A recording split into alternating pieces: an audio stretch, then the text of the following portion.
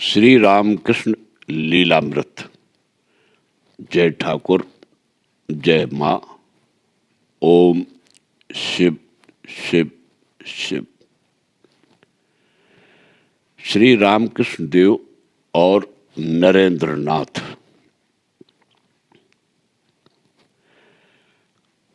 College में पढ़ते समय धार्मिक सत्यान्वेषण की व्याकुलता के कारण नरेंद्र के बाह्य आचरण में इतनी लापरवाही रहती थी कि बहुतों को उसके संबंध में भ्रम हो जाता था। उसके प्रबल आत्मविश्वास, असाधारण सत्यनिष्ठा, अलौकिक तेजस्विता आदि गुणों से पूरी तरह परिचित न रहने के कारण बहुत से लोग उसे उद्धत, दांभिक, स्वच्छंद भी कहा करते थे। इसमें संदेह नहीं कि लोगों की निंदा स्तुति के प्रति उदासीनता, स्पष्ट वक्तृता, निर्भयता आदि गुण उसमें विशेष रूप से रहने के कारण दूसरों को उसके बारे में ऐसी भ्रमपूर्ण धारणा हो जाती थी। नरेंद्र के विषय में उसके एक पड़ोसी ने एक दिन यह कहा, इसके उस पार के घर में एक लड़का रहता है, उसके समान विचित्र लड़का संसार भर में नहीं मिलेगा। वह कहीं एक दो परीक्षा ही पास हुआ है, पर उसे घमंड कितना है। वह अपने बाप के सामने भी तबला बजाने में कमी नहीं करता, बड़ों के सामने भी खुशी से चुरुट पीता रहता है, और एक और दो उसकी कितनी बातें कहे। पर इसके 2-4 दिनों बाद ही दक्षिणेश्वर में श्री रामकृष्ण देव के मुंह से नरेंद्र के संबंध में यह सुन पड़ा, ये सभी लड़के किसी तरह खराब नहीं है, कोई एक या कोई 1.5 परीक्षा पास हुआ है, स्वभाव से अच्छे, सभ्य और शांत हैं, पर नरेंद्र के समान इनमें से कोई एक भी नहीं दिखता। गाने में, बजाने में, विद्याभ्यास में, बोलचाल में और धार्मिक विषय में सभी बातों में नरेंद्र होशियार है। ध्यान करने बैठता है तब रात बीत जाती है और सवेरा हो जाता है, तिस पर भी उसे सुध नहीं आती और उसका ध्यान समाप्त नहीं होता। हमारा नरेंद्र तो खरा सिक्का है, बजाकर देखो तो कैसा खन खन बोलता है। मैं इन सब लड़कों को देखता हूं कि ये लोग घोर परिश्रम करके रात को दिन करके किसी प्रकार बस 2 या 3 परीक्षा पास कर लेते हैं। उनकी सारी शक्ति इसी में खर्च हो जाती है। वहीं नरेंद्र को देखो, हंसते खेलते और अन्य काम करते हुए वह अपना विद्याभ्यास कैसे सहज खेलते खेलते कर लेता है। परीक्षा पास करना मानो उसके हाथ का खेल है। वह ब्राह्म समाज में जाता है, वहां भजन करता है, पर और दूसरे ब्राह्म समाजियों की तरह नहीं। वह तो सच्चा ब्रह्मज्ञानी है। ध्यान करते समय उसे ज्योति दर्शन होता है। क्या यूं ही नरेंद्र मुझे इतना प्रिय है? नरेंद्र की इस प्रकार स्तुति सुनकर उससे परिचय करने की इच्छा से हमने पूछा, महाराज, नरेंद्र कहाँ रहता है? श्री रामकृष्ण देव बोले, नरेंद्र विश्वनाथ दत्त का लड़का है, उसका घर शिमला में है। बाद में कलकत्ता आकर पूछने से पता लगा कि जिसके संबंध में हमने अभी ही विचित्र बातें सुनी थी, वही ये नरेंद्र है। ऐसे परस्पर विरोधी वर्णन सुनकर हमें बड़ा आश्चर्य हुआ और उस समय हमें इस बात का अनुभव हुआ कि केवल बाह्य आचार को देखकर किसी के संबंध में निश्चित मत बना लेना कितना भ्रमपूर्ण हुआ करता है। अंतर्दृष्टि से नरेंद्र की योग्यता जान लेने के कारण उसके संबंध में अपना मत किसी से भी स्पष्ट रूप से प्रकट करने में श्री रामकृष्ण देव कमी नहीं करते थे। किसी की चार लोगों के सामने प्रशंसा करने से उसे बहुधा अपने खुद के विषय में अभिमान हो जाता है। यह जानते हुए भी श्री रामकृष्ण देव सब लोगों के सामने उसकी स्तुति किया करते थे, क्योंकि उन्हें यह अच्छी तरह निश्चय था कि इस स्तुति का नरेंद्र के मन पर कोई अनिष्ट परिणाम कभी नहीं हो सकता। वरन यदि इसके विपरीत उसे ऐसा मालूम होता हो कि मैं इतनी स्तुति का पात्र नहीं हूं, तो वह अपने में इन गुणों को लाने के लिए अधिक ही प्रयत्न करेगा। एक बार केशव चंद्र सेन, विजय कृष्ण गोस्वामी आदि बड़े बड़े लोग श्री रामकृष्ण देव के पास बैठकर उनका उपदेश सुन रहे थे। उस समुदाय में नरेंद्र भी था। बोलते बोलते भावावेश में उनकी दृष्टि केशव चंद्र पर से नरेंद्र की ओर गई और उसके भावी जीवन का उज्जवल चित्र उनके अंतःचक्षुओं के सामने आ जाने से वे बड़े प्रसन्न मन से उसकी ओर देखने लगे। केशव आदि लोगों के चले जाने के बाद श्री रामकृष्ण देव हमसे कहने लगे, ऐसा दिखा कि जिस एक शक्ति के उत्कर्ष के कारण केशव जगत विख्यात हुआ है, वैसी 18 शक्तियों का नरेंद्र में पूर्ण उत्कर्ष हुआ है। और ऐसा दिखा कि विजय और केशव का ज्ञान दीपक की ज्योति के समान है, तो नरेंद्र का ज्ञान प्रत्यक्ष सूर्य के समान प्रखर है। दूसरा कोई होता तो वह इस स्तुति के कारण फूला नहीं समाता, पर नरेंद्र को इस कथन में आश्चर्य मालूम हुआ कि कहाँ जगत विख्यात केशव चंद्र सेन और कहाँ एक यदि किंचित मेरे समान कॉलेज का एक सामान्य विद्यार्थी। ऐसा होते हुए भी श्री रामकृष्ण देव केशव चंद्र की अपेक्षा मेरी अधिक स्तुति क्यों कर रहे हैं? यह सोचकर सरल स्वभाव वाला नरेंद्र उनसे बोला, महाराज, यह क्या अनोखी बात आप कह रहे हैं? कहाँ केशव चंद्र सेन और कहाँ मेरे समान या कंचित विद्यार्थी। कृपा करके आप उनके सामने साथ मेरी तुलना कभी नहीं किया करें। यह सुनकर श्री रामकृष्ण देव और भी अधिक प्रसन्न होकर बोले, पर इसको मैं क्या करूं रे? तुझको क्या यही मालूम होता है कि मैं यह सब खुद आप ही होकर बोलता हूं? माता मुझे जैसा दिखाती है वैसा बोलता हूं।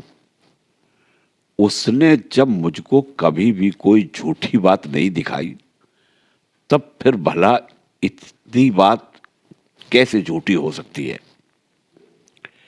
पर केवल माता दिखाती है, माता कहलाती है, कहकर श्री रामकृष्ण देव नरेंद्र से छुटकारा नहीं पाते थे। श्री रामकृष्ण देव के इन भिन्न भिन्न दर्शनों के संबंध में संशय होने के कारण स्पष्ट वक्ता और निर्भय नरेंद्र कई बार कहता था, महाराज, यह सब दृश्य माता दिखाती है या आपके ही मन का खेल है? मुझे यदि इस प्रकार के कोई दर्शन प्राप्त हुए होते तो मैं तो कम से कम यही समझता कि ये सब मेरे मन के ही खेल हैं। इंद्रियों को होने वाले अनुभव सदा सच ही रहते हैं, ऐसा नहीं। उन पर विश्वास रखने से बहुधा मनुष्य के फंसने की ही संभावना रहती है। आप मुझ पर प्रेम करते हैं, सभी बातों में मुझे बड़ा बनाने की आपकी इच्छा है, इसी कारण आपको ऐसे दर्शन प्राप्त होते हैं और कोई दूसरी बात नहीं है। ऐसा कहकर नरेंद्र अनेक तर्क और युक्तियों द्वारा श्री रामकृष्ण देव को अपने कथन का निश्चय कराने का प्रयत्न करता था। श्री रामकृष्ण देव का मन यदि उस समय उच्च भाव भूमि पर आरूढ़ रहता था तो नरेंद्र के इस प्रयत्न का उन्हें कौतुक मालूम पड़ता था और उसकी इस सत्यनिष्ठा को देखकर वे प्रसन्न होते थे। पर जब वे साधारण भाव भूमि में रहते थे तब उनके सरल स्वभाव के कारण उनके मन में अनेक प्रकार के विचार उत्पन्न होते थे। उन्हें मालूम पड़ता था कि सच है, काया वचन और मन से सत्य परायण रहने वाला नरेंद्र कभी असत्य नहीं बोलेगा। उसके समान अत्यंत सत्यनिष्ठ मनुष्य के मन में मिथ्या संकल्प का उदय ही नहीं होता है। तब क्या मेरे दर्शन ही असत्य है? ऐसा विचार आने से उनके मन में हलचल मच जाती थी, परंतु उन्हें पुनः ऐसा लगता था, पर मैंने तो आज तक अनेक प्रकार की परीक्षा करके देख ली है कि माता ने मुझे कभी भी असत्य का दर्शन नहीं कराया है और बारंबार मुझे उसने स्वयं आश्वासन भी दिया है। तब फिर यह नरेंद्र मेरे दर्शनों की कल्पना की खेल कैसे कहता है और मेरे बताते ही उसे वे सत्य क्यों नहीं मालूम पड़ते? मन में इस प्रकार की गड़बड़ी मचने के कारण श्री रामकृष्ण देव माता के पास दौड़ जाते थे और माता अपने बालक की सांत्वना किए बिना कैसे रहती। वह कहती थी, उसके कहने की ओर तू क्यों ध्यान देता है? कुछ दिनों में आप ही आप वह सारी बातें मानने लगेगा। तब कहीं उनके जी में जी आता था। इस प्रकार का एक उदाहरण यहां पर दे देना ठीक होगा। ब्राह्म समाज के दो विभाग हो जाने पर नरेंद्र साधारण ब्राह्म समाज का अनुयायी हो गया। हर रविवार को वह समाज की उपासना में उपस्थित होकर भजन आदि में भाग लेता था। एक बार 1-2 सप्ताह तक नरेंद्र के दक्षिणेश्वर न आने से श्री रामकृष्ण देव को चैन नहीं पड़ी। उसकी राह देखते देखते थककर उन्होंने कलकत्ता ही जाकर उससे भेंट करने का निश्चय किया और वह दिन इतवार होने के कारण ब्राह्म समाज के उपासना मंदिर में ही नरेंद्र के रहने की संभावना होने के कारण वे वही जाने वाले थे। केशवचंद्र, विजय कृष्ण आदि के समय में समाज में जैसा अपना मान हुआ करता था वैसा अब होगा या नहीं, अथवा बिना बुलाए अपना वहां जाना शिष्टाचार सम्मत होगा कि नहीं, अथवा अपने जाने से वहां के लोगों को संकोच तो नहीं होगा, इन बातों का कुछ भी विचार न करते हुए वे संध्या होते होते उपासना गृह में आ पहुंचे। उस समय उपासना हो रही थी। किसी ने भी श्री रामकृष्ण देव का स्वागत नहीं किया, वरन बहुतों की ऐसी समझ थी कि विजय कृष्ण आदि के समाज छोड़ने के कारण यही हैं। इसलिए केवल आइए बैठिए कहने का साधारण शिष्टाचार भी किसी ने नहीं किया। पर श्री रामकृष्ण देव का उधर ध्यान ही नहीं था। सभागृह में आते ही उन्हें भावावस्था प्राप्त हो गई थी और वेदी तक जाते ही वे समाधि मग्न हो गए। वहां श्रोत्र समाज में नरेंद्र था ही। श्री रामकृष्ण देव को वहां आए हुए देखकर वह उनके पास आकर खड़ा हो गया। उपासना बंद हो गई और सभागृह में गड़बड़ मच गई। समाधि स्थिति में खड़े हुए श्री रामकृष्ण देव को देखने के लिए हर एक मनुष्य अपनी जगह छोड़कर आगे बढ़ने लगा। श्री रामकृष्ण देव के आसपास भीड़ हो गई और उस भीड़ को हटाने की बात तो दूर रही, उल्टा उसके बढ़ने का ही रंग दिखने लगा। आखिरकार भीड़ इतनी बढ़ गई कि नरेंद्र आदि को यह चिंता होने लगी कि श्री रामकृष्ण देव यहाँ से ठीक ठीक बाहर कैसे निकल सकते हैं। इसलिए उन्होंने चालाकी से सभागृह के गैस के लैंप बुझा दिए और नरेंद्र उस अंधकार में श्री रामकृष्ण देव को पकड़कर दरवाजे में से धीरे से ही बाहर निकल आया। मेरे लिए श्री रामकृष्ण देव यहाँ आए और उन्हें किसी ने आइए बैठिए तक नहीं कहा। यह देखकर नरेंद्र को मृत्यु से बढ़कर दुख हुआ। नरेंद्र कहता था, उस दिन मेरे लिए श्री रामकृष्ण देव को अपमानित होना पड़ा।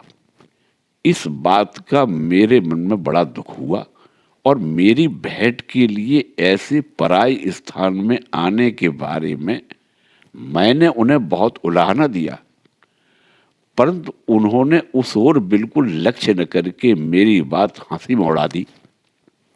इस पर मैं बोला, आप सदा नरेंद्र नरेंद्र करते हुए लगातार मेरा चिंतन करते रहते हैं, पर वह ठीक नहीं है।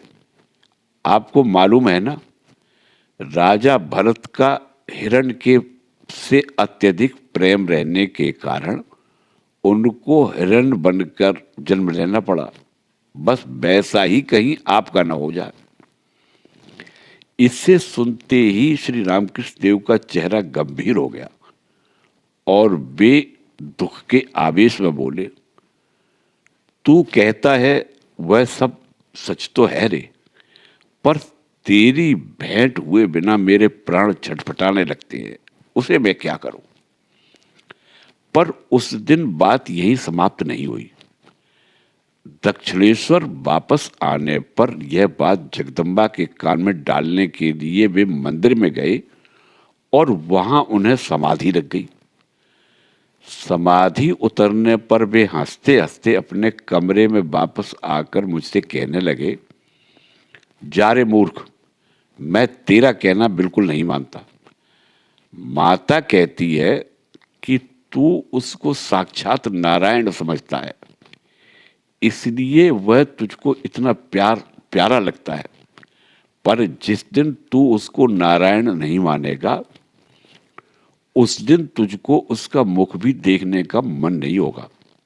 बस इस तरह मेरे सभी कहने को उन्होंने अपनी एक फटकार से ही उड़ा दिया। नरेंद्र की सत्यनिष्ठा के संबंध में श्री रामकृष्ण देव की अत्यंत उच्च धारणा थी। उनका विश्वास था कि अत्यंत सत्यपरायण नरेंद्र के मुंह से असत्य बात कभी बाहर नहीं निकल सकती। इसलिए किसी बात की सत्यता पर उन्हें विश्वास होते हुए भी यदि उसे नरेंद्र कह दे कि सत्य नहीं है, तो सरल स्वभाव वाले श्री रामकृष्ण देव के मन में उस बात की सत्यता के बारे में शंका उत्पन्न हो जाती थी। एक दिन चातक पक्षी की बात निकलने पर नरेंद्र बोला, महाराज, चातक पक्षी मेघ से बरसने वाले पानी के सिवाय दूसरा पानी नहीं पीता। ऐसा जो कहते हैं सो केवल कवि कल्पना है। मैंने स्वयं एक चातक पक्षी को नदी का पानी पीते देखा है और एक दिन आपको भी दिखा दूंगा। खुद नरेंद्र के इस तरह कहने के बाद फिर क्या पूछना है? श्री रामकृष्ण देव बोले, तू ही कह रहा है तब तो होगा ही वैसा। तब फिर इतने दिनों तक मेरी गलत कल्पना हो गई थी, यही कहना चाहिए। इसके बाद एक दिन नरेंद्र बड़ी जल्दी जल्दी श्री रामकृष्ण देव को पुकार कर कहने लगा, यह देखिए महाराज, चातक पक्षी नदी का पानी पी रहा है। श्री रामकृष्ण देव उस पक्षी की ओर देखकर हंसते हंसते नरेंद्र से बोले, अरे बाहरे मूर्ख, यह तो चामचिका अर्थात छोटा चमगादड़ है। यह कहकर कि चातक दूसरी जगह का पानी नहीं पीता है, व्यर्थ ही उस दिन से तूने मुझे सोच विचार में डाल दिया था। अब से मैं तेरी किसी बात पर विश्वास नहीं करूंगा। शुरू से ही श्री रामकृष्ण देव इस बात की ओर ध्यान रखते थे कि नरेंद्र के मन में सदा उच्च विचार ही घूमते रहें और उनसे ही प्रेरित होकर वह अपने सब काम करता रहे। इसी कारण नरेंद्र के साथ उनका व्यवहार और भक्तों की अपेक्षा दूसरी ही तरह का रहा करता था। भगवत भक्ति को हानि न पहुंचने देने के लिए आहार विहार, निद्रा, जप, ध्यान आदि सभी विषयों के संबंध में जिन नियमों को श्री रामकृष्ण देव स्वयं पालन करते थे और दूसरों को भी पालन करने का उपदेश देते थे, वे ही नियम नरेंद्र को लागू नहीं है और उनके पालन न करने से उसे दोष नहीं लगता। ये बात वे सभी के सामने निसंकोच भाव से कहा करते थे। नरेंद्र नित्य सिद्ध है, नरेंद्र ध्यान सिद्ध है। नरेंद्र के भीतर रहने वाली ज्ञानाग्नि निरंतर धधकती हुई जल रही है और सब प्रकार के आहार आदि के दोष उससे जलकर भस्म हो जाते हैं। इसलिए वह कहीं भी कुछ भी खा लेवे तो भी उससे कोई दोष नहीं लगेगा। ज्ञान खड्ग द्वारा वह अपने माया बंधन को सदैव तोड़ा करता है, इसलिए महामाया उस पर अपना प्रभाव नहीं चला सकती। इत्यादि कितनी बातें नरेंद्र के संबंध में वे हमारे पास सदा बताया करते थे। शिष्य के मन की इतनी बारीकी से परीक्षा करके उससे तद अनुरूप व्यवहार रखना जगत गुरु के सिवाय औरों में संभव नहीं होता।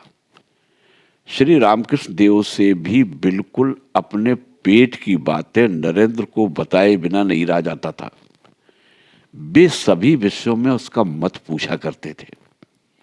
अपने पास आने वाले मनुष्यों की बुद्धि और विश्वास की परीक्षा करने के लिए कई बार वे उनको नरेंद्र के साथ बात करने में लगा देते थे और आप स्वस्थ होकर तमाशा देखते रहते थे। श्री रामकृष्ण देव जैसे महापुरुष का अपने ऊपर इतना प्रेम है, इस बात का निरंतर विचार रखते हुए उनके इस प्रेम को शोभा देने योग्य ही अपना बर्ताव सदा बनाए रखने की ओर नरेंद्र का लक्ष्य रहने लगा और 3-4 वर्ष की अवधि में वह सब प्रकार से उनका बन गया। श्री रामकृष्ण देव के पास नरेंद्र का आना शुरू होने के कुछ महीने बाद ही श्री रामकृष्ण कथामृत नामक अलौकिक ग्रंथ के रचयिता श्री रामकृष्ण के परम भक्त श्रीयुत महेंद्र नाथ गुप्त जो को उनका प्रथम दर्शन प्राप्त हुआ। अपनी प्रथम भेंट की वार्ता उन्होंने अपनी पुस्तक में बतलाई है। नरेंद्रनाथ कहता था, करीब उसी समय एक बार मैं रात्रि को श्री रामकृष्ण देव के पास ही रह गया था। संध्या समय पंचवटी के नीचे सहज ही बैठा था कि इतने में श्री रामकृष्ण देव वहां आए और मेरा हाथ पकड़कर हंसते हंसते कहने लगे, आज तेरी विद्या और बुद्धि कितनी है सो देखना चाहता हूं। तूने तो 2.5 परीक्षा ही पास की है, पर आज 3.5 परीक्षा पास किया हुआ मास्टर आया है। चल तो देखूं तू उसके साथ बहस करने में कहां तक टिकता है। इस पर मुझको श्री रामकृष्ण देव के साथ जाना पड़ा। कमरे में पहुंचने पर श्री रामकृष्ण देव ने मास्टर का परिचय करा दिया और फिर हम लोग भिन्न भिन्न विषयों पर आपस में बातें करने लगे। श्री रामकृष्ण देव एक ओर चुपचाप बैठकर हमारी बातें सुन रहे थे। कुछ समय के बाद मास्टर के चले जाने पर वे बोले, 3.5 परीक्षा पास करने से भी क्या लाभ। मास्टर स्त्रियों के समान शर्माता है, उससे ठीक ठीक बोलते भी नहीं बनता। इस तरह वे सदा किसी न किसी को मुझसे बात करने में लगा देते थे और आराम से बैठे बैठे मजा देखते थे। श्री रामकृष्ण देव की संसारी भक्त मंडली में केदारनाथ चट्टोपाध्याय नाम के एक गृहस्थ थे। वे बड़े भगवत भक्त और सरल विश्वास वाले थे। उनका बड़ा प्रेमी स्वभाव था। भजन कीर्तन आदि सुनते समय उनकी आंखों से अश्रुधारा बहने लगती थी। उनकी इस भक्ति को देखकर श्री रामकृष्ण देव उनकी सदा प्रशंसा किया करते थे। वे ढाका में रहते थे और बीच बीच में श्री रामकृष्ण देव के दर्शन के लिए आते थे। जब वे आते थे तब श्री रामकृष्ण देव अपने अन्य भक्तों से उनकी पहचान करा देते थे। एक दिन केदारनाथ श्री रामकृष्ण देव के पास बैठे हुए थे, तब नरेंद्र वहां आया। श्री रामकृष्ण देव के कहने से नरेंद्र ने 1-2 पद गाए। सुनते सुनते केदारनाथ उसी में तन्मय हो गए और उनके नेत्रों से अश्रुधारा बह रही थी। गाना समाप्त होने पर उस दिन केदारनाथ के साथ भी श्री रामकृष्ण देव ने नरेंद्र को विवाद करने में लगा दिया।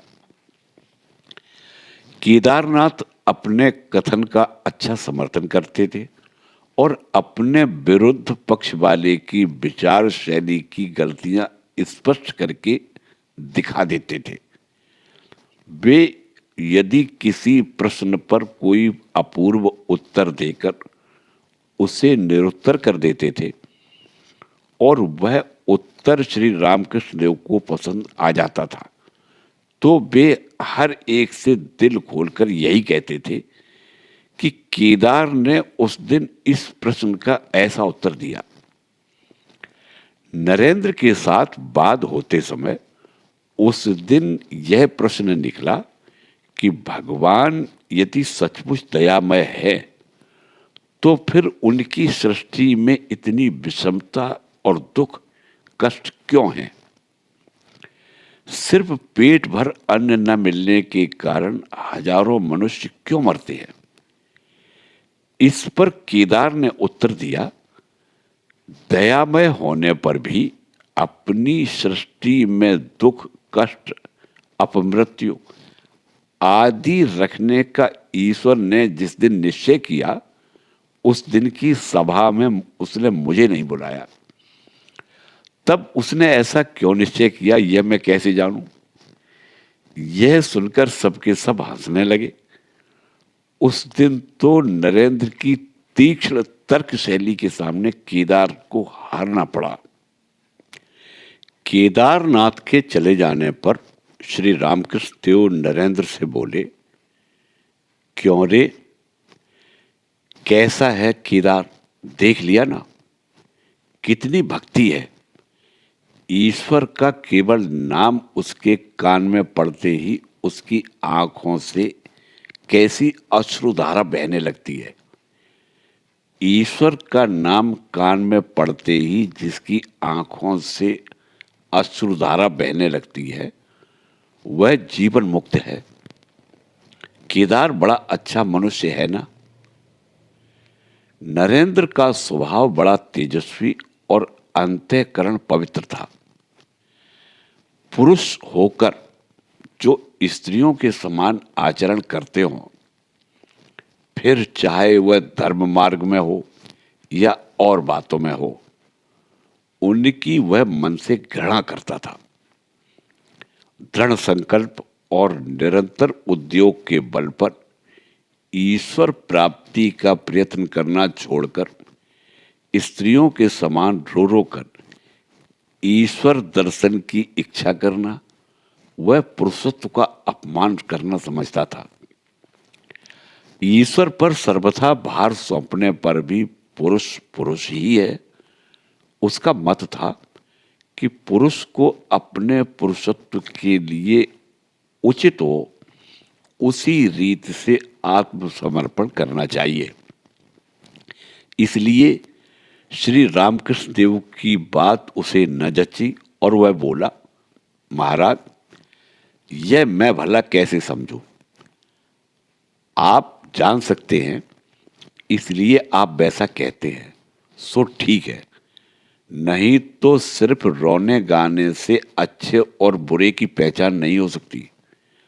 देखिए ना, सिर्फ एक और टक लगाकर देखते रहिए तो भी आंखों में पानी आ जाता है। राधा की बिरहा अवस्था के गाने सुनकर कई लोगों की आंखें डबडबा जाती हैं, पर वैसा होने का कारण भक्ति का उमड़ना न होकर अपनी स्त्री की विरह याद आने के कारण या स्वयं अपने को उस अवस्था में कल्पना कर लेने के कारण उनकी आंखों में पानी आ जाता है। पर ऐसी अवस्था का अनुभव न रखने वाले मेरे समान मनुष्य को वैसे कई गाने सुनकर बिल्कुल रोना नहीं आता। इस तरह अपने को न जचने वाली बात को स्पष्ट रूप से उन्हें बता देने में नरेंद्र कभी कमी नहीं करता था और श्री रामकृष्ण देव भी उसके इस प्रकार स्पष्ट वक्ता होने के कारण उस पर प्रसन्न होते थे। पीछे बता चुके हैं कि श्री रामकृष्ण देव के पास आना शुरू करने के पहले नरेंद्र ब्राह्म समाज में जाया करता था। निराकार ईश्वर की ही उपासना में मैं किया करूंगा, इस आशय के समाज के प्रतिज्ञा पत्र पर उसने हस्ताक्षर भी कर दिया था। इसके पहले से ही राखाल और नरेंद्र का परिचय हो चुका था। राखाल ने समाज के प्रतिज्ञा पत्र पर हस्ताक्षर किया था। नरेंद्र नाथ जब श्री रामकृष्ण देव के पास आने लगा तब वहां भी राखाल को आते देखकर उसे बड़ी खुशी हुई। राखाल का शुरू से ही साकार उपासना की ओर आकर्षण था और श्री रामकृष्ण देव के उपदेश से उसकी यह सगुण भक्ति पुनः जागृत हो गई। एक दिन नरेंद्र नाथ दक्षिणेश्वर में आया हुआ था। वहां उसने श्री रामकृष्ण देव के साथ राखाल को भी मंदिर में जाकर देवता को प्रणाम करते देखा। सत्यपरायण नरेंद्र को इससे क्रोध आ गया और उसने समाज के प्रतिज्ञा पत्र पर किए हुए हस्ताक्षर का राखाल को स्मरण दिलाया और उसके वर्तमान आचरण के संबंध में उसकी कड़ी आलोचना की। गरीब बेचारा राखाल नरेंद्र के सामने उससे कुछ बोलते ही नहीं बना और उस दिन से नरेंद्र के सामने जाने में भी उसे डर लगने लगा। यह सब बात श्री रामकृष्ण देव के कान में पहुंचने पर उन्होंने एक दिन नरेंद्र को अलग बुलाकर उससे कहा, यह देख, इसके बारे में राखाल से तू अब कुछ मत बोल। तुझको देखते ही वह डर से कांपने लगता है।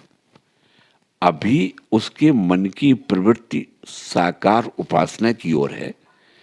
ऐसी अवस्था में वह क्या करे? सभी को तेरे समान निर्गुण की धारणा पहले से ही कैसे हो सकती है? उस समय से नरेंद्र ने राखाल को साकार उपासना के विषय में कभी दोष नहीं दिया। नरेंद्र को उत्तम अधिकारी जानकर शुरू से ही श्री रामकृष्ण देव उसको अद्वैत तत्व का उपदेश दिया करते थे। उसके वहां आते ही वे उसे अष्टावक्र संहिता आदि पुस्तकें पढ़ने को दिया करते थे। नरेंद्र को ये सब ग्रंथ नास्तिक विचारों से भरे हुए मालूम पड़ते थे। श्री रामकृष्ण देव के आग्रह के कारण वे उन पुस्तकों को थोड़ा सा पढ़ते और तुरंत ही स्पष्ट रूप से कहने लगते, इसमें और नास्तिकता में क्या अंतर है? जीव जो उत्पन्न किया गया है वह कहे कि मैं उत्पन्न करता शिव हूं, तो इसे और क्या कहा जाए? इसकी अपेक्षा और अधिक पाप क्या कहीं हो सकता है? मैं ईश्वर हूं, तू ईश्वर है, जन्म मरणशील सभी पदार्थ ईश्वर हैं। इसकी अपेक्षा भी क्या कोई अधिक विचित्र बात हो सकती है? इन ग्रंथकर्ता ऋषियों के मस्तिष्क बिगड़ गए होंगे, अन्यथा वे इस प्रकार कभी नहीं लिखते। इसे सुनकर श्री रामकृष्ण देव कुछ हंसते और कहते, अरे, यदि तुझको यह सब न जचता हो तो तू मत मान, पर उन ऋषियों की निंदा क्यों करता है? और ईश्वर के स्वरूप की इति भी तू क्यों करता है? तू सत्य स्वरूप ईश्वर की मनपूर्वक प्रार्थना कर और तुझको उसके जिस स्वरूप का निश्चय हो जाए उसी पर विश्वास रख, तब तो ठीक हो जाएगा ना। तो भी वह श्री रामकृष्ण देव के कथन पर ध्यान नहीं देता था और उन ग्रंथों में वर्णित विषय का श्री रामकृष्ण देव के पास और दूसरे लोगों के पास दिल खोलकर उपहास किया करता था। श्री रामकृष्ण देव उसके संबंध में कहा करते थे कि ज्ञान मार्ग का साधक होते हुए भी नरेंद्र के अंतःकरण में भक्ति भाव और कोमलता के गुण भी पूर्ण रूप से भरे हुए हैं। एक दिन नरेंद्र को आते हुए देखकर श्री रामकृष्ण देव हम लोगों की ओर रुख करके बोले, शुष्क ज्ञानी की आंखें क्या कभी इस तरह की होती है? ज्ञान के साथ भक्ति भी उसके अंतःकरण में भरी हुई है।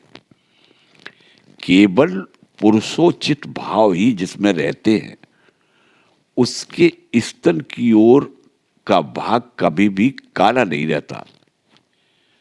महावीर अर्जुन का ऐसा ही था। नरेंद्र के दक्षिणेश्वर आने पर कई बार उसको दूर से देखते ही श्री रामकृष्ण देव को भावावेश प्राप्त हो जाता था। फिर देहभान होने पर कुछ समय तक वे उसके साथ धार्मिक विषयों की चर्चा किया करते थे।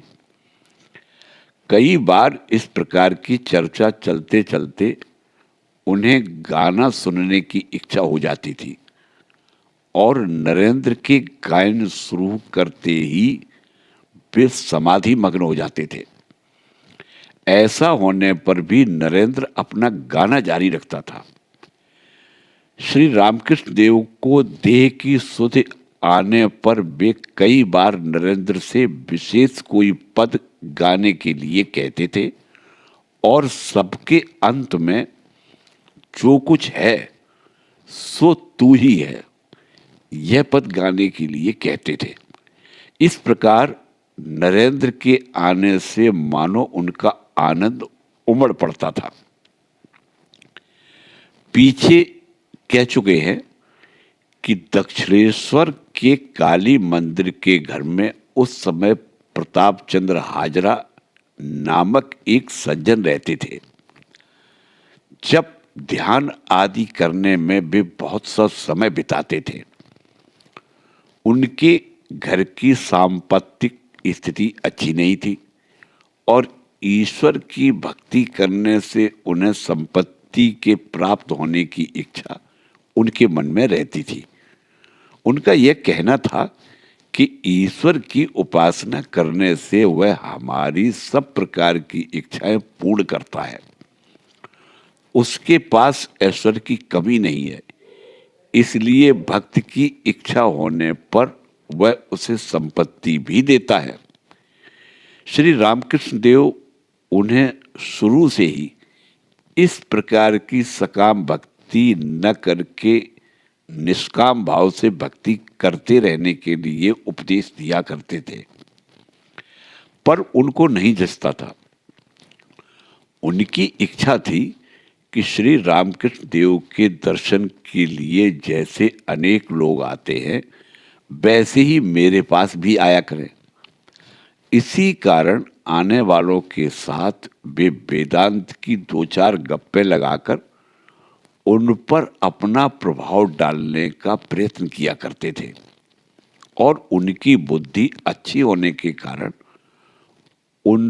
उसमें वे कई बार सफल भी हो जाते थे। श्री रामकृष्ण देव हम लोगों को हाजरा महाशय से बहुत सा संबंध न रखने के लिए कहा करते थे। वे कहते थे, हाजरा बहुत गहरी बुद्धि वाला है, उसकी कभी मत सुनो। यहां आने वाले लोगों में से कुछ दिनों तक नरेंद्र के साथ उनकी अच्छी घनिष्ठता हो गई थी। नरेंद्र उनके साथ पाश्चात्य तत्ववेत्ताओं के मत के संबंध में कई बार चर्चा करता रहता था, परंतु कोई विवादास्पद प्रश्न उठने पर नरेंद्र के सामने उनको सदा हार माननी पड़ती थी। सदैव ही वे नरेंद्र का कहना बड़ी सावधानी से सुनते थे और इसीलिए नरेंद्र भी उन पर खुश रहता था। उन दोनों की ऐसी दोस्ती देखकर हम लोग कई बार हंसते हंसते कहते थे, अब क्या कहें भाई, हाजरा महाशय हो गए हैं नरेंद्र के दोस्त। एक दिन अद्वैत मत की बातें हो रही थी। जीव और ब्रह्म की एकता की बात श्री रामकृष्ण देव ने नरेंद्र को कई प्रकार से समझाई। उनका सब कथन नरेंद्र ने ध्यानपूर्वक सुना, परंतु वह उसे नहीं जचा। इसके बाद नरेंद्र नित्य के समान हाजरा महाशय के पास गया और उसी समय सुने हुए अद्वैत मत का उपहास करते हुए कहने लगा, यह कितनी विचित्र बात है। कहते थे, घर ईश्वर, द्वार ईश्वर, बर्तन ईश्वर, पेड़ ईश्वर, तुम हम सभी ईश्वर हैं। ऐसा होना क्या कभी संभव हो सकता है?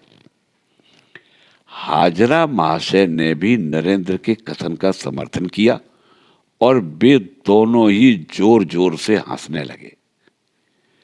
श्री रामकृष्ण देव उस समय भावावस्था में थे। नरेंद्र के हंसने की आवाज सुनकर वे अपने पहनने की धोती बगल में दबाकर बाहर आए और तुम्हारी क्या बातें हो रही हैं रे, कहकर हंसते हंसते नरेंद्र के पास जाकर उन्होंने उसके शरीर को स्पर्श किया और आप समाधि मग्न हो गए। नरेंद्र नाथ कहता था, श्री रामकृष्ण देव के उस दिन के अद्भुत स्पर्श से क्षण भर में ही मुझ में ऐसा विलक्षण भावांतर हो गया। कितने आश्चर्य की बात थी। मुझको सचमुच ही ऐसा दिखने लगा कि इस सारे ब्रह्मांड में ईश्वर के सिवाय और कुछ भी नहीं है। यह देखकर मैं सोचने लगा कि देखूं मेरे मन की यही अवस्था कब तक टिकती है। पर उस दिन तो उस स्थिति में कोई अंतर नहीं हुआ। घर लौटकर आया, वहां भी वही स्थिति रही। जो दिखे सब ईश्वर दिखाई मालूम पड़े। भोजन करने के लिए बैठा, वहां भी यही दिखने लगा कि थाली, कटोरी, अन्न परोसने वाला, मैं स्वयं खाने वाला, यह सभी ईश्वर ही हैं। किसी प्रकार एक दो कौर खाया, पर आगे खाया ही नहीं गया। माता ने पूछा, ऐसा चुप क्यों बैठा है, आज खाता क्यों नहीं है? तब मैं सचेत हुआ और फिर एक दो कौर खाकर चुप बैठ गया। दिन भर खाते पीते, बोलते चालते कॉलेज को जाते समय ऐसा ही लगता था कि सब कुछ ईश्वरमय ही है और किसी भूत द्वारा ग्रसित मनुष्य के समान सदा यही विचार मन में बना रहता था। दूसरा विचार ही मेरे मन में नहीं आता था। रास्ते में चलते समय गाड़ी को सामने से आती हुई अच्छी तरह देखकर भी उसके सामने से हटकर एक ओर चलने की प्रवृत्ति ही नहीं होती थी। ऐसा लगता था कि क्या हर्ज है, गाड़ी भी तो ईश्वर ही है ना, उसमें और मुझमें क्या अंतर है। हाथ पैर मानो बिल्कुल ढीले से रखते थे और मैं कितना भी खाता था तो भी तृप्ति नहीं होती थी। ऐसा मालूम हो कि इतनी देर तक मैंने कहाँ खाया, कोई दूसरा ही खाता था। खाने को बैठूं तो बीच में ही नींद आ जाती थी, फिर जागूं और दो चार कौर खाऊं। किसी दिन तो मैं इतना खा डालता था कि उसका कोई हिसाब ही नहीं रहता था। और आश्चर्य यह है कि उससे स्वास्थ्य में कोई गड़बड़ भी नहीं होती थी। यह सब हाल देखकर माता के मुंह का पानी उतर गया। वह बेचारी कहती थी, तुझको कुछ न कुछ हो गया है पर तू बतलाता नहीं है। एक आध बार वह कहती, अब इसका बचना कठिन दिखता है। भला यह सर्वेश्वर भाव जब कुछ कम हो तो यह सारा संसार स्वप्नवत मालूम पड़े। हेदुआ पुष्करणी तालाब के पास की रेल की पटरी पर सिर पटक कर देखता था कि यह पटरी सच्ची है या स्वप्न में की है। हाथ पैर में शक्ति न रहने के कारण ऐसा मालूम होता था कि अब अवश्य ही अर्धांग वायु हो जाएगा। इसी अवस्था में बहुत दिन बीतने के बाद मेरा यह भाव कुछ कुछ कम हो चला और जब पूर्ववत देह स्मृति प्राप्त हुई तब मैंने समझा कि यही उस अद्वैत विज्ञान का थोड़ा सा अनुभव है। तब तो शास्त्र में इसके विषय में जो कुछ लिखा है वह गलत नहीं है और उसी समय से अद्वैत तत्व के संबंध में मेरे मन में कभी भी संशय नहीं हुआ। श्री रामकृष्ण देव के संबंध में और भी एक अद्भुत घटना का वर्णन हमने नरेंद्र के मुंह से सुना है। उसी समय से श्री रामकृष्ण देव के विषय में हमारा मत बिल्कुल बदल गया है। उस समय तक तो हम यही समझते थे कि जैसे और दूसरे साधु संत रहते हैं उन्हीं के समान श्री रामकृष्ण देव भी एक साधु हैं। परंतु नरेंद्र नाथ के मुंह से नीचे बताई हुई बात सुनकर हमें निश्चय हो गया कि श्री रामकृष्ण देव सामान्य साधु नहीं, वरन श्री कृष्ण, श्री चैतन्य, ईसा मसीह आदि महापुरुषों की श्रेणी के महापुरुष हैं। यह वार्ता इस प्रकार है। एक दिन दोपहर के समय हम लोग नरेंद्र नाथ के घर गए और संध्या समय तक उसके साथ अनेक विषयों की चर्चा करते रहे। बाद में उसके साथ हेदुआ तालाब पर टहलने गए। आज नरेंद्र नाथ बड़ा प्रसन्न था और श्री रामकृष्ण देव का अलभ्य सहवास प्राप्त करने से उसके मन पर जो परिणाम हुआ था उसका वह तन्मय होकर वर्णन कर रहा था। उसकी वृत्ति अत्यंत तल्लीन हो गई और उसी तल्लीनता की उमंग में उसके हृदय का आनंद निम्नलिखित पद के रूप में बाहर झलक रहा था। प्रेम घन बिलाए गोरा राय, चांद निताई डाके आए आए। गीत का भावार्थ है, गौरांग प्रेम धन बांट रहे हैं, चांद निताई आओ आओ पुकार रहे हैं। जिसकी इच्छा उसे लेने की हो वह आओ रे आओ। कैसा आश्चर्य है, घड़े पर घड़े प्रेम के ढाले जा रहे हैं पर वह कम नहीं पड़ रहा है। प्रेम के प्रवाह में सारा शांतिपुर बहता जा रहा है। गौरांग के प्रेम प्रवाह में सारा शांतिपुर बह चला है। नरेंद्र तन्मय होकर यह पद कितनी ही बार दोहरा दोहरा कर गाता रहा। पद समाप्त होने पर वह स्वयं अपने से ही कहने लगा, सचमुच लूट मची हुई है। प्रेम कहो, भक्ति कहो, ज्ञान कहो, मुक्ति कहो, जिसको जो चाहिए उसको गौरांग वही बांटता जा रहा है। यह कैसी अद्भुत शक्ति है। क्षण भर रुककर रात को दरवाजे की संकल लगाकर बिछौने पर पड़ा हुआ था कि इतने में एकाएक इस शरीर के भीतर रहने वाले को आकर्षण करके ले जाकर दक्षिणेश्वर में उपस्थित किया और फिर वहां बहुत समय तक वार्तालाप और उपदेश होने के बाद फिर वहां से वापस घर में पहुंचा दिया। अद्भुत शक्ति है यह गौरांग, यह दक्षिणेश्वर का गौरांग जैसा चाहता है वैसा कर लेता है।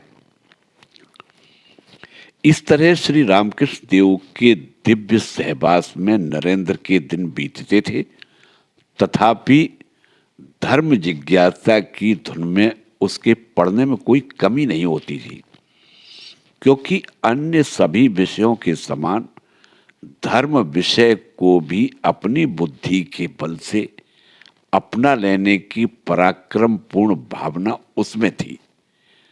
सन 1881 में FA की परीक्षा हो जाने के बाद उसने मिल आदि पाश्चात्य तत्वशास्त्रज्ञों के ग्रंथों का अध्ययन ही कर लिया था।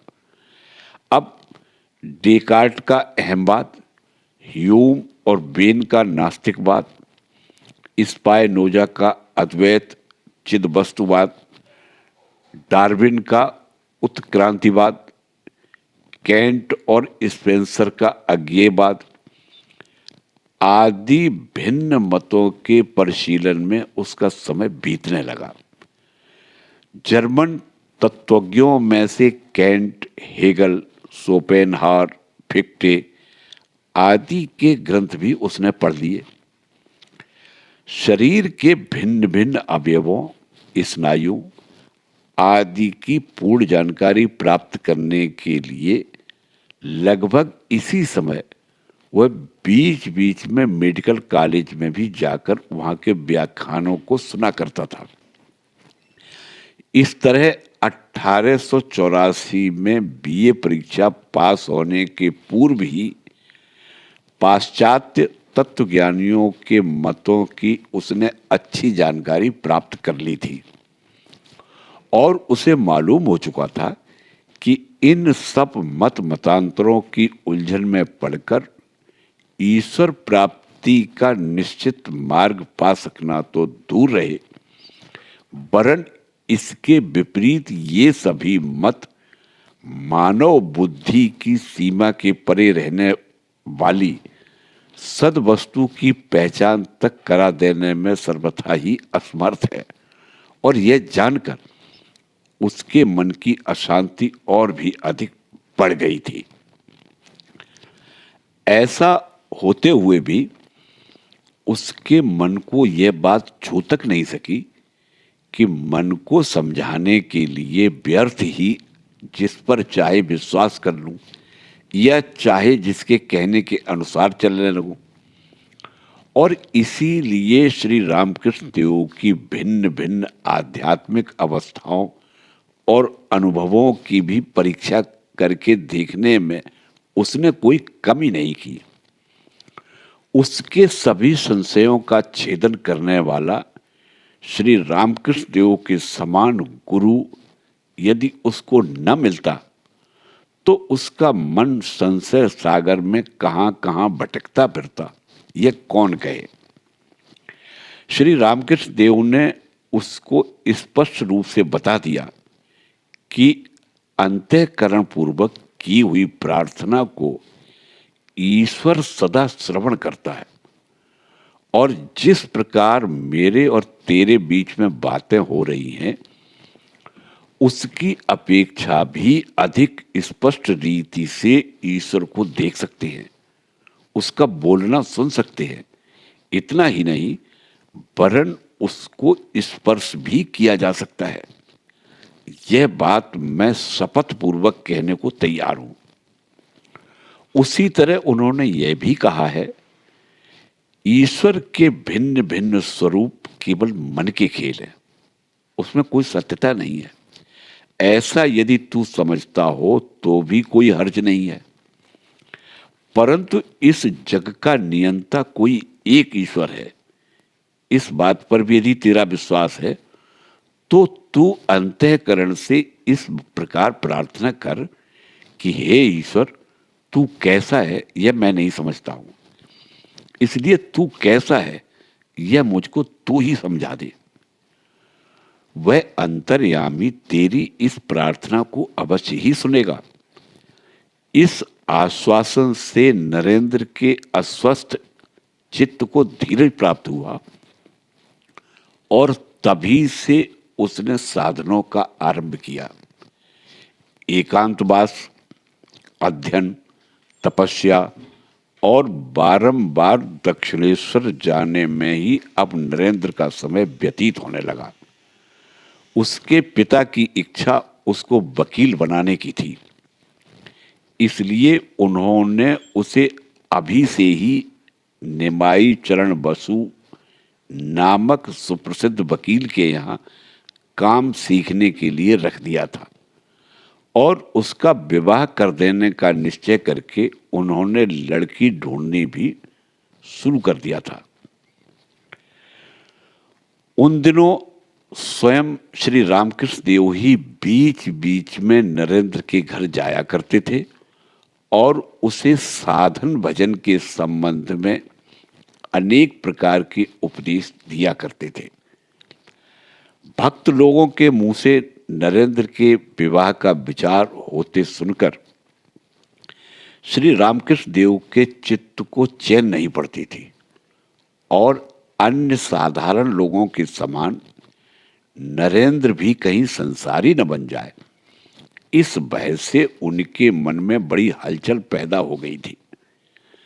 माँ बाप के सुख के लिए और उन्हें दुख न हो यह सोचकर शायद नरेंद्र विवाह कर ही न डाले। ऐसा सोचकर वे उसे ब्रह्मचर्य पालन के प्रति उत्साहित करते थे। वे कहते थे, 12 वर्ष तक अखंड ब्रह्मचर्य पालन करने से मनुष्य की मेधा नाड़ी खुलती है, तब उसकी बुद्धि अत्यंत सूक्ष्म विषय में भी प्रवेश कर सकती है और उसको आकलन कर सकती है। इस प्रकार की बुद्धि की सहायता से ही ईश्वर का साक्षात्कार प्राप्त किया जा सकता है। इस प्रकार की शुद्ध बुद्धि ही उसकी धारणा कर सकती है। वे श्री जगदम्बा के पास अत्यंत करुणा के साथ कहते रहते थे, माता, नरेंद्र को संसार में मत जकड़, उसके विवाह के मंसूबे को रद्द कर दे। बाद में जब जगदम्बा ने उन्हें बता दिया कि नरेंद्र का विवाह नहीं होगा, तब कहीं उनके जी में जी आया और वे उसके संबंध में निश्चिंत हुए। विवेकानंद कहते थे, एक दिन श्री रामकृष्ण देव मुझको ब्रह्मचर्य पालन का उपदेश करते थे कि मेरी आजी ने यह बात सुनकर मेरे माता पिता को बता दी।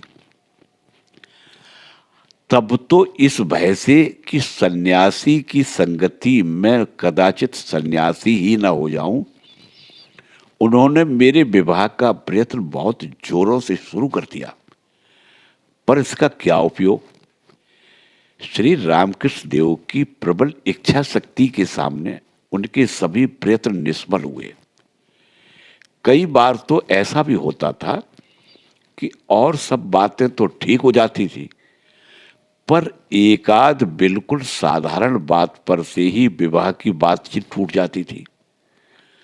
भला इस सन्यासी की संगत छोड़ दे, ऐसा भी नरेंद्र से कहने की कोई हिम्मत नहीं करता था, क्योंकि उसका तेज स्वभाव सभी को विदित था और उसकी इच्छा के विरुद्ध कोई भी काम उससे करने के लिए कहने पर उसका उल्टा ही परिणाम होगा, ऐसा भय उन्हें लगता था।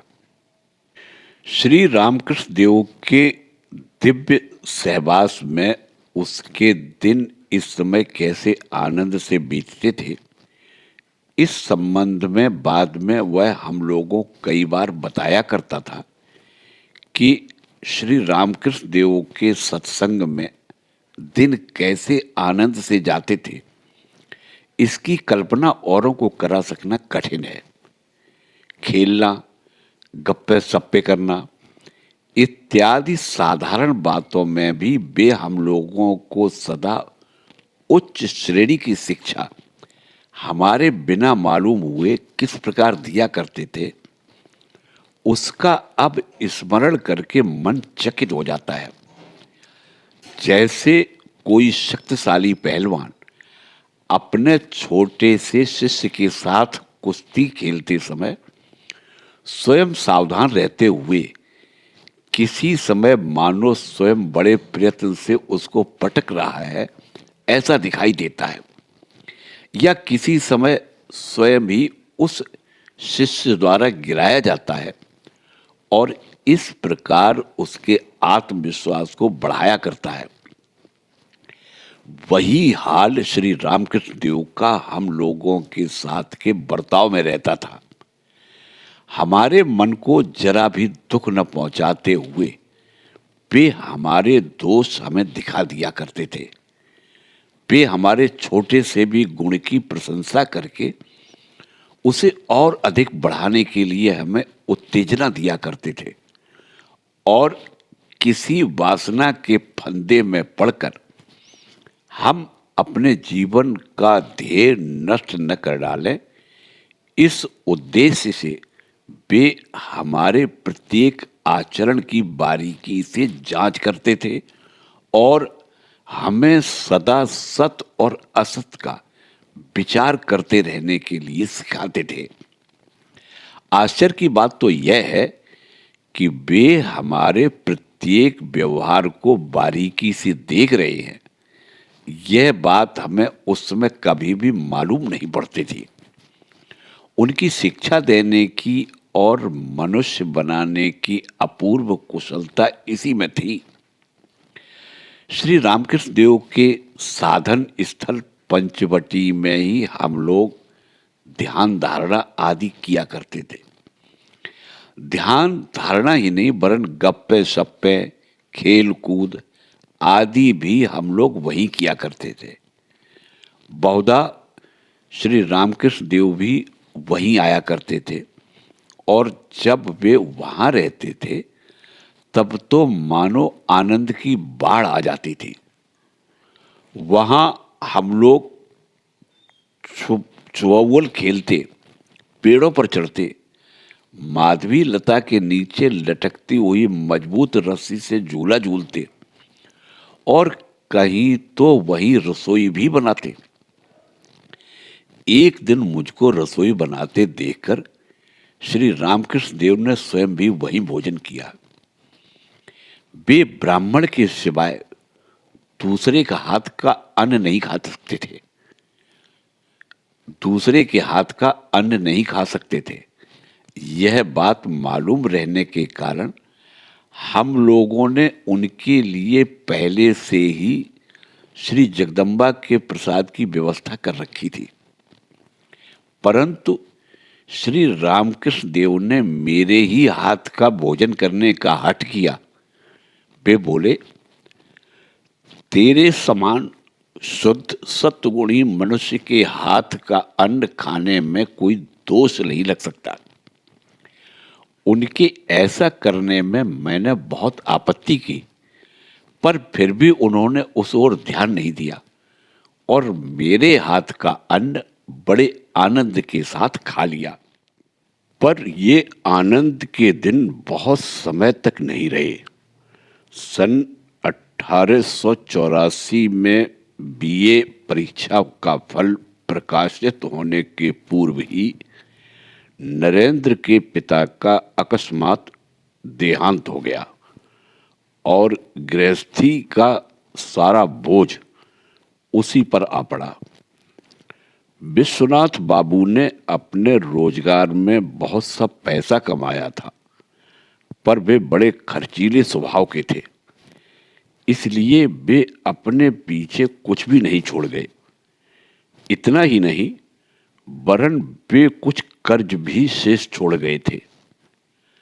आमदनी कुछ भी नहीं और खर्च ज्यों का त्यों बना हुआ है। ऐसी विकट परिस्थिति में उस मान और अमीरी में बढ़े हुए कुटुंब की जो दशा हुई होगी वह कल्पना के बाहर है। कुछ समय तो नरेंद्र किंग कर्तव्य विमूढ़ हो गया। उसको सब ओर अंधकार दिखाई देने लगा, पर चुपचाप बैठने से कैसे काम चले। घर में 5-6 आदमी खाने वाले थे, उनका क्या प्रबंध किया जावे।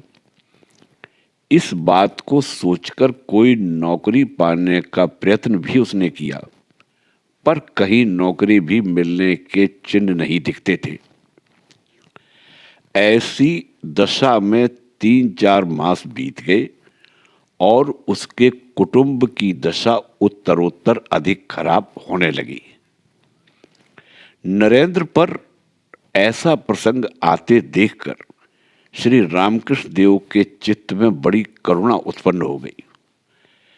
अपने पास आने वाले लोगों से नरेंद्र के घर की परिस्थिति बतलाकर वे कहते थे, अरे रे, बेचारे पर कितना बुरा प्रसंग आ पड़ा है। उसको एक आध नौकरी मिल जाए तो कितना अच्छा हो।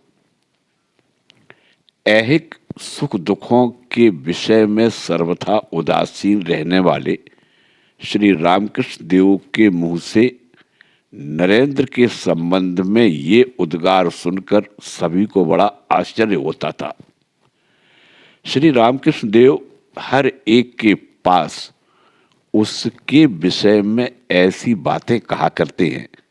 यह बात एक दिन नरेंद्र के कान में पड़ी। अपने मानी स्वभाव के कारण उसे यह बिल्कुल ही पसंद नहीं आया। वह तुरंत ही श्री रामकृष्ण देव से बोला, महाराज, आपने ये क्या कर रखा है? मेरे जैसे एक यथ किंचित क्षुद्र मनुष्य के बारे में हर एक के पास इस तरह दीन वचन कहना आपको शोभा नहीं देता। यह बात सुनकर श्री रामकृष्ण देव की आंखों में पानी आ गया और वे आंसू बहाते हुए बोले, नरेन, नरेन, जरूरत पड़ने पर हाथ में झोली लेकर मैं तेरे लिए घर घर भिक्षा मांगने को भी तैयार हूं। फिर तेरे लिए लोगों के पास इतनी सी बात कहने में मुझे तुच्छता कैसे मालूम हो सकती है? इस कष्टमय अवस्था का वृतांत बाद में कभी कभी नरेंद्र बताया करता था। वह कहता था, उन दिनों नौकरी की तलाश में मैं सारा दिन भूखा, नंगे पैर, धूप में, प्यास में लगातार घूमता और लगभग संध्या समय हताश होकर घर वापस लौटता। यह प्रतिदिन का क्रम बन गया था। कभी कोई साथ रहता था और कभी नहीं रहता था। बहुत दिनों तक भटकने पर जब नौकरी मिलने के कोई चिन्ह नहीं दिखाई दिए, तब मेरा मन अत्यंत हताश हो गया। ऐसा मालूम पड़ने लगा कि यह संसार दुर्बल और दरिद्री लोगों के लिए नहीं है और यह दैवी सृष्टि नहीं है, शैतान की बनाई हुई है। थोड़े ही दिनों के पूर्व जो लोग मुझको सहायता करने का अवसर पाकर अपने को धन्य मानते थे, वे ही मुझे इस समय जानबूझकर टालने लगे। एक दिन दोपहर के समय मैं तेज धूप में घूमते घूमते बिल्कुल थक गया और मेरे पैर में फफोले आ गए थे। इसलिए मैदान में पुतले की छाया में मैं थोड़े समय के लिए लेट गया। उस दिन मेरे साथ मेरे एक दो मित्र भी थे। उनमें से एक मेरे दुख से दुखी होकर मेरी उस दीन अवस्था में मुझे धीरज देने के लिए, दीनानाथ दयालु दयानिधि हरें सभी दुख तेरे, दीनानाथ दयालु दयानिधि हरे सभी दुख तेरे आदि भजन गाने लगा। पर उसे सुनकर मुझे ऐसी पीड़ा होने लगी मानो कोई मेरे सिर पर डंडा मार रहा हो। माता और भाई बहनों की दीन और असहाय अवस्था का चित्र मेरी आंखों के सामने खिंच रहा था और दुख, अभिमान और निराशा से अंतःकरण में खलबली मच रही थी। इससे मैं एकदम चिल्ला उठा, बस बस बंद कर। पेट की चिंता जिसको न मालूम हो, भूख की व्याकुलता की जिसको कल्पना न हो, उन्हीं को आराम कुर्सी पर हाथ पैर पसार कर पंखे की हवा खाते खाते तेरा यह पद सुनना मीठा लगेगा। मुझको भी यह पहले मीठा लगता था, पर सचमुच अब मुझ पर इस विपत्ति के प्रत्यक्ष आ पड़ने पर उस पद का गाना मेरी दिल्लगी करने के समान है। मेरे इस आक्षेप से उस बेचारे को बड़ा बुरा लगा। मेरे मन की उस समय क्या दशा थी, उसे वह बेचारा क्या जाने।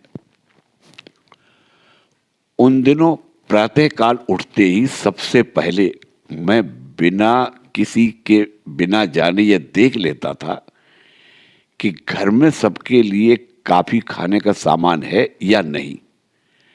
यदि नहीं होता था तो मैं माता से यह कहकर तुरंत ही घर से बाहर चला जाता कि आज मुझे एक जगह भोजन करने के लिए जाना है और 1 पैसे की कोई चीज लेकर खा लेता था या निराहार ही दिन बिता देता था, पर किसी को कुछ मालूम नहीं पड़ने देता था। दुख में सुख की बात इतनी ही थी कि ईश्वर मंगलमय है, इसके संबंध में मेरे मन में कभी भी शंका नहीं हुई। प्रातःकाल उठते ही प्रथम उसका नाम स्मरण करके फिर अन्य कार्य प्रारंभ करता था। एक दिन मैं इसी तरह नाम स्मरण कर रहा था कि मेरी माता एकदम चिल्ला उठी, बस रे दुष्ट, चुप रहे। बचपन से ही लगातार भगवान भगवान करता है, उसी ने तो ऐसी दशा कर दी है। उसके ये शब्द मेरे कलेजे में तीर के समान चुभ गए। मैं अपने मन में कहने लगा, ईश्वर सचमुच में है क्या? यदि है तो वह मेरी इतनी करुणापूर्ण प्रार्थना क्यों नहीं सुनता?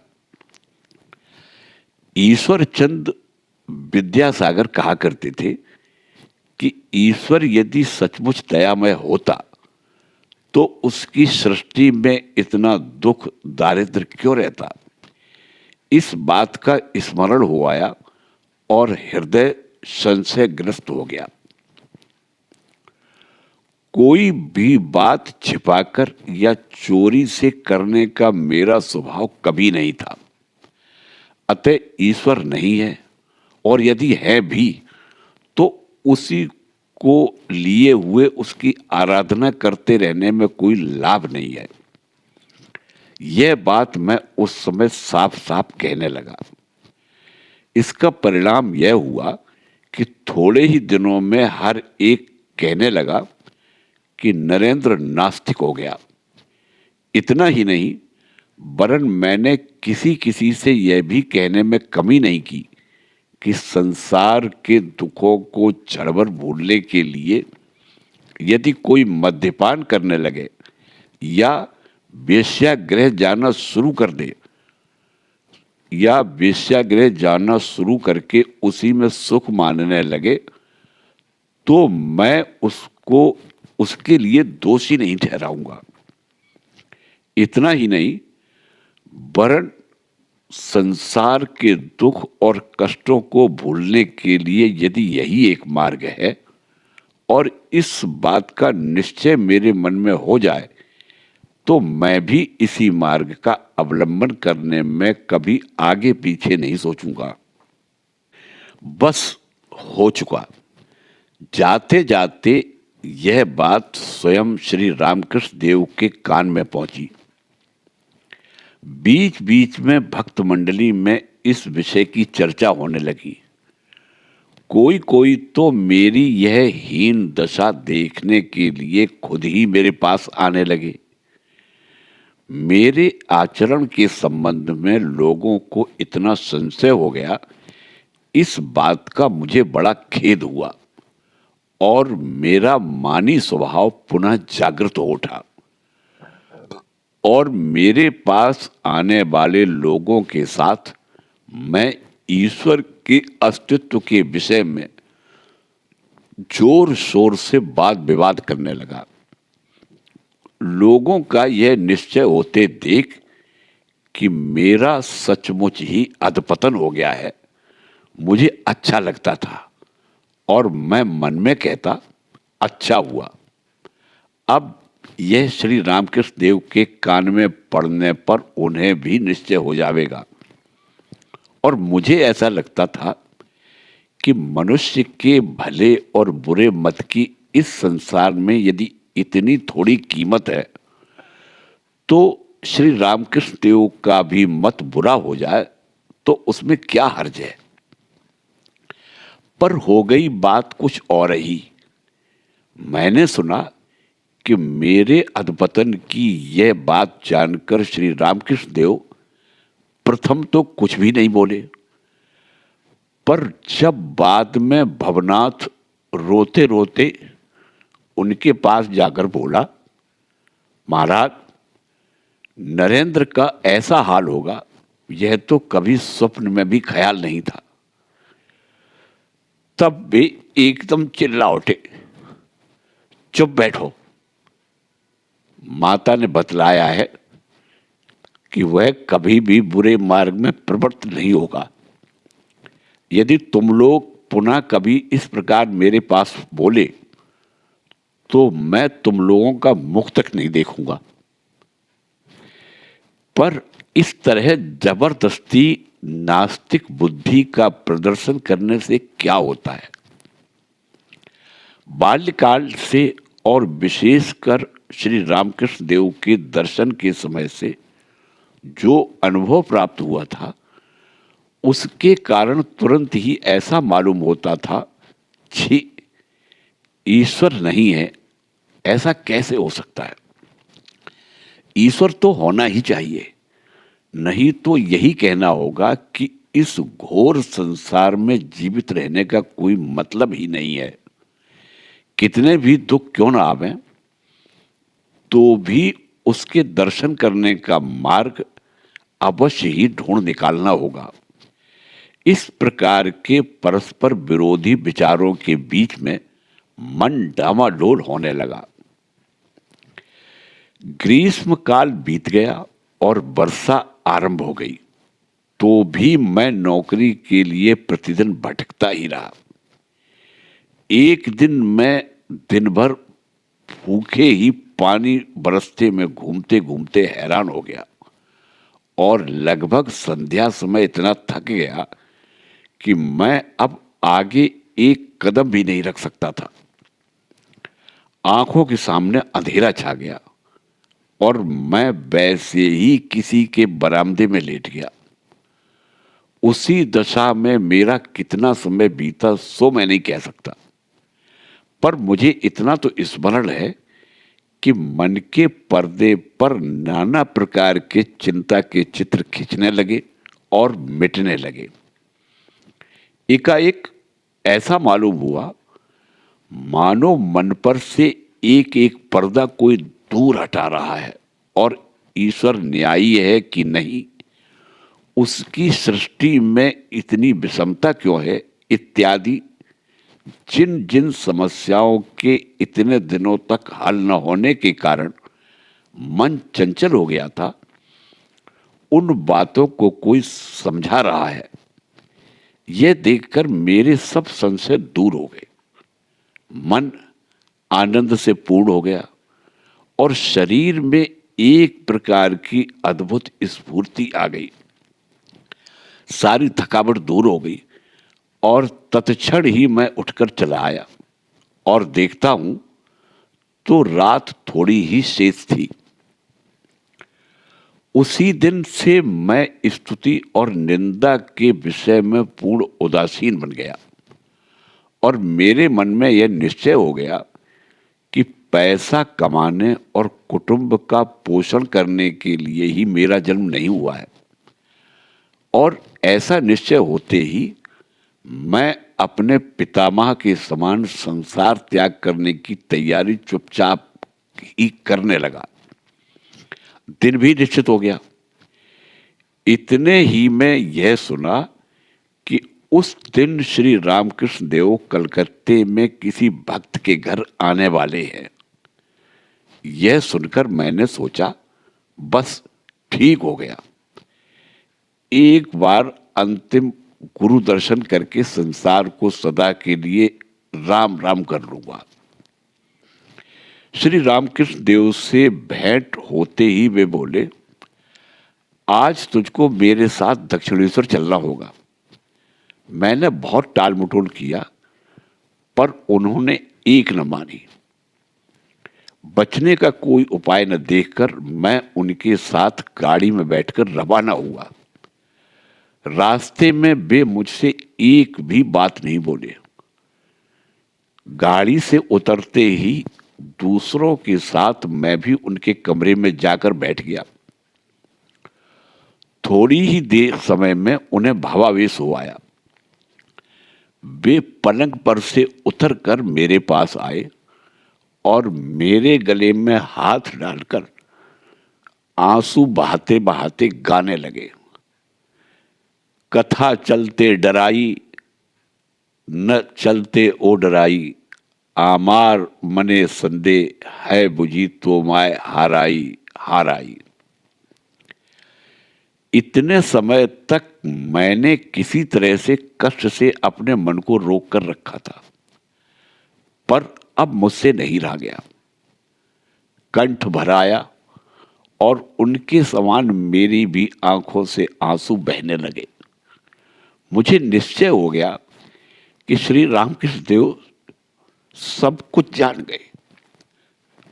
हम दोनों का यह विचित्र आचरण देखकर सब लोग चकित हो गए।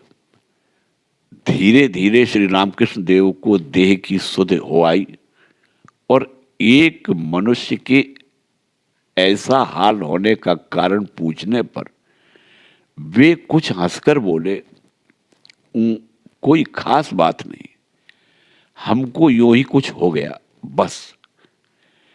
पीछे रात्रि के समय और सबको अलग हटाकर मुझको अपने पास बुलाकर वे बोले, मुझको मालूम है कि तू जगदम्बा के काम के लिए यहां आया है। तू संसार में कभी नहीं रह सकता, तो भी जब तक मैं हूं तब तक तो तू मेरे लिए संसार में रह। ऐसा कहकर श्री रामकृष्ण देव पुनः फूट फूट कर आंसू बहाने लगे। श्री रामकृष्ण देव से विदा लेकर मैं पुनः घर लौटा और पुनः मेरे पीछे संसार की अनेक चिंताएं लग गई। नौकरी ढूंढने के लिए मेरा पुनः पूर्ववत भटकना शुरू हो गया।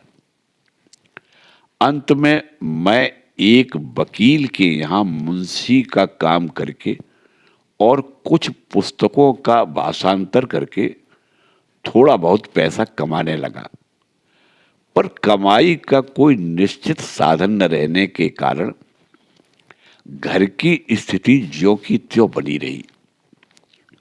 क्या किया जाए कुछ समझ में नहीं आता था।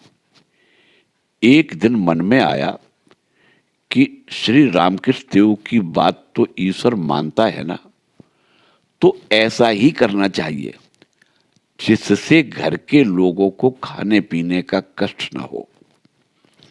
यही प्रार्थना ईश्वर से करने के लिए श्री रामकृष्ण देव के पास धरना देकर बैठना चाहिए, तब सब ठीक हो जाएगा। मेरे लिए इतनी चिंता वे अवश्य करेंगे। इस विचार से मन में स्फूर्ति आई और जल्दी जल्दी तत्काल ही मैंने दक्षिणेश्वर की राह ली।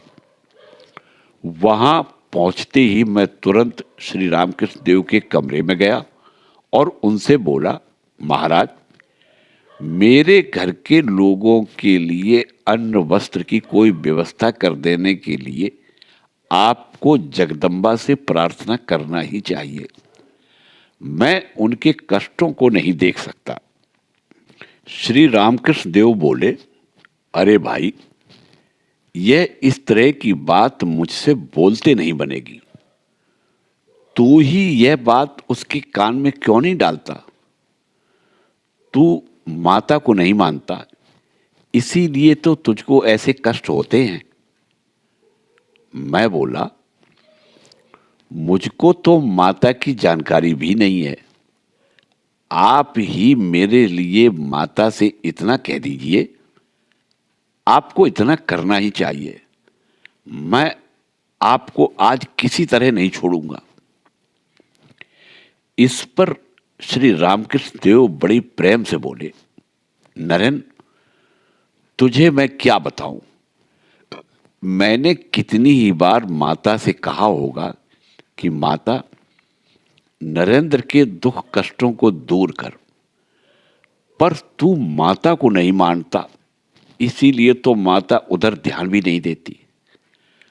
पर जब तेरा इतना आग्रह ही है तो ठीक है, आज मंगलवार है, मैं कहता हूं कि तू आज रात को माता के मंदिर में जाकर उसे प्रणाम कर और तुझको जो चाहिए सो तू ही मांग ले। माता तुझको अवश्य देगी। मेरी माता चिन्मयी ब्रह्म शक्ति केवल इच्छा मात्र से संसार को निर्माण करने वाली है। कहीं उसी ने ठान लिया तो वह क्या नहीं कर सकती। इस आश्वासन से मेरे मन में दृढ़ विश्वास हो गया कि श्री रामकृष्ण देव ही जब इस तरह कह रहे हैं, तब तो केवल प्रार्थना करते ही सब दुख अवश्य ही दूर हो जाएंगे। मन अत्यंत उत्कंठित हो गया और दिन एक बार कब जाता है और रात कैसे होती है ऐसा लगने लगा। धीरे धीरे रात हुई। एक प्रहर रात बीतने पर श्री रामकृष्ण देव ने मुझे माता के मंदिर में जाने के लिए कहा। मैं रवाना तो हुआ, पर मन में एक प्रकार का विचित्र नशा सा छा गया था। पैर थर-थर कांप रहे थे और अब अपने को माता का दर्शन होगा और उसके शब्द सुनने को मिलेंगे। इसी भावना में और सब चिंताओं और विचारों का विस्मरण हो गया और यही एक बात मन में घूमने लगी। मंदिर में गया और देखा तो यही दिखाई दिया कि माता सचमुच चिन्मयी हैं और जीवित है और उसके शरीर में से रूप, प्रेम, लावण्य, करुणा मानो प्रवाहित हो रही है। यह देखकर भक्ति और प्रेम से मेरा हृदय भर आया और मैं विह्वल होकर गदगद अंतःकरण से बारंबार प्रणाम करते हुए कहने लगा, माता, विवेक दे, वैराग्य दे, ज्ञान दे, भक्ति दे और जिस प्रकार मुझको तेरा दर्शन निरंतर प्राप्त हो वही उपाय कर। मन को बहुत शांति मिली। जगन माता के सिवाय और सभी विचारों को मैं भूल गया और अत्यंत आनंद के साथ श्री रामकृष्ण देव के कमरे की ओर वापस लौटा। मुझको देखते ही उन्होंने पूछा, क्यों रे, सांसारिक दुख और कष्टों को दूर करने के लिए तूने माता से प्रार्थना की कि नहीं? इसे सुनते ही जैसे कोई हिलाकर जगा देवे, उस तरह चकित होकर मैं बोला, अरे रे, सचमुच ही मैं तो यह सब भूल ही गया। अब क्या करूं? श्री रामकृष्ण देव बोले, जा जा, पुनः जा और पुनः प्रार्थना करके आ। मैं पुनः मंदिर में गया और जगन माता के सामने जाते ही पुनः सब भूलकर भक्ति और ज्ञान देने के लिए उससे प्रार्थना करके लौट आया। मुझको देखते ही हंसते हंसते श्री रामकृष्ण देव बोले, क्यों रे, अब भी ठीक ठीक प्रार्थना की या नहीं? इसे सुनकर मुझे पुनः स्मरण हुआ और मैं बोला, नहीं महाराज, माता को देखते ही मैं सारी बातें भूल गया और पुनः भक्ति ज्ञान के लिए ही प्रार्थना करके चला आया। अब कैसा होगा? श्री रामकृष्ण देव बोले, बाहरे पंडित, थोड़ा सावधान रहकर इतनी सीधी साधी प्रार्थना भी तुझसे ठीक ठीक करते नहीं बनी। इधर देख, चाहता है तो तू फिर एक बार जा और प्रार्थना करके आ। जा भला जल्दी। मैं पुनः गया, परंतु मंदिर में प्रवेश करते ही मुझको मन में बड़ी लज्जा होने लगी। मैं मन में बोला, यह कितनी क्षुद्र बात मैं जगन माता से मांगने के लिए आया। राजा प्रसन्न हो गया और उससे क्या मांगा? कुम्हाड़ा। मेरी भी तो इसी प्रकार की मूर्खता होगी। ऐसा सोचकर मैं जगन माता को पुनः प्रणाम करके कहने लगा, माता, मुझे और कोई भी चीज नहीं चाहिए, केवल ज्ञान और भक्ति दे। मंदिर से वापस लौटते समय सारा नशा उतर गया और मालूम पड़ने लगा कि यह सब श्री रामकृष्ण देव का ही खेल होना चाहिए, नहीं तो 3-3 बार मंदिर में जाकर ऐसा कैसे होता है। श्री रामकृष्ण देव के कमरे में जाते ही मैं उनके पास धरना देकर बैठ गया और बोला, यह सब कुछ नहीं है महाराज, सब आप ही का खेल है। अब आप ही को मेरे लिए माता से प्रार्थना करना होगा। इस पर वे बोले, क्या करूं रे, मैं किसी के लिए भी ऐसी प्रार्थना आज तक कभी भी नहीं कर सका। मेरी ऐसी बात मेरे मुंह से बाहर ही नहीं निकलती। इसीलिए तो तुझसे कहा कि तू माता के पास जो चाहे सो मांग दे, माता तुझे वह वस्तु अवश्य देगी। पर तुझको इतनी सीधी सी बात करते नहीं बनी। तेरे भाग्य में संसार सुख नहीं है, उसे मैं भी क्या करूं। मैं इस पर थोड़े ही चुप होने वाला था। मैं पुनः बोला, कुछ नहीं महाराज, आज मैं आपको छोड़ता ही नहीं, आपको इतनी बात तो करनी ही होगी। मुझे निश्चय है कि यदि मन में ले आवे तो सब कुछ हो जाएगा। उन्होंने जब देखा कि यह किसी तरह नहीं मानता, तब वे बोले, अच्छा तो जाओ, तुम लोगों को रूखे सूखे अन्न और मोटे वस्त्र की कमी नहीं होगी। और तब से हमारी सभी कठिनाइयां किसी न किसी तरह दूर होती गई। नरेंद्र के जीवन में उपरोक्त घटना बड़े महत्व की है। इतने दिनों तक ईश्वर के साकार स्वरूप पर उसका विश्वास नहीं था। इतना ही नहीं, वरन भिन्न भिन्न देवताओं की और मूर्ति पूजा की दिल्लगी उड़ाने में भी वह कमी नहीं करता था। कई बार तो वह इस हद तक चला जाता था कि प्रत्यक्ष श्री रामकृष्ण देव के सामने भी जगदम्बा की हंसी उड़ाने में वह आगा पीछा नहीं देखता था। एक दिन शांति के सागर श्री रामकृष्ण देव भी उसकी निंदा से इतने चिढ़ गए कि आंखें लाल लाल करके वे उसकी ओर दौड़ पड़े और चिल्लाने लगे, निकल साले यहां से, मेरे सामने मेरी माता को गाली देने में तुझको शर्म नहीं आती। नरेंद्र ने देखा कि आज मैं मर्यादा के बाहर चला गया हूं, और वह ऐसा सोचकर वहीं एक ओर चुपचाप श्री रामकृष्ण देव का हुक्का भरते हुए बैठ गया। कुछ समय के बाद श्री रामकृष्ण देव का ध्यान उसकी ओर गया और उनका हृदय भर आया। तब वे बोले, नरेन, तेरे जैसे होशियार लड़के को क्या ऐसा करना चाहिए? बोल भला, तू मेरी माता की निंदा करने लगा, इससे मेरा सिर घूमने लगा। तुझको निंदा ही करनी है तो मेरी निंदा कर, और मेरी चाहे जितनी निंदा कर, पर मेरी माता की तू व्यर्थ ही क्यों निंदा करता? इस तरह आज नरेंद्र को साकार स्वरूप पर विश्वास करते देखकर श्री रामकृष्ण देव के आनंद की सीमा नहीं रही।